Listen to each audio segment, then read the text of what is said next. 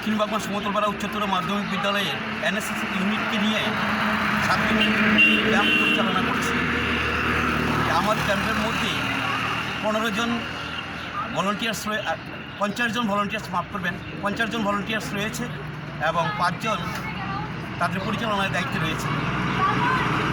এই ক্যাম্প পরিচালনার মাধ্যমে আমরা সমাজের সচেতনতামূলক এবং বিভিন্ন স্কিলমূলক এবং জ্ঞান অন্বেষণমূলক কাজকর্ম করে যাচ্ছি। তাদের মধ্যে আছে কোভিড-19 সম্পর্কে মানুষকে সচেতন করা এবং সমাজের ছোঁয়াচে রীতি সম্পর্কে মানুষকে অবগত করা এবং সমাজে পরিষ্কার পরিচ্ছন্ন রাখার উপর গুরুত্ব আরোপ করা। সেই আউটডোর অঙ্গ হিসাবে আমরা আজকে এসেছি সাফাই অভিযান করতে।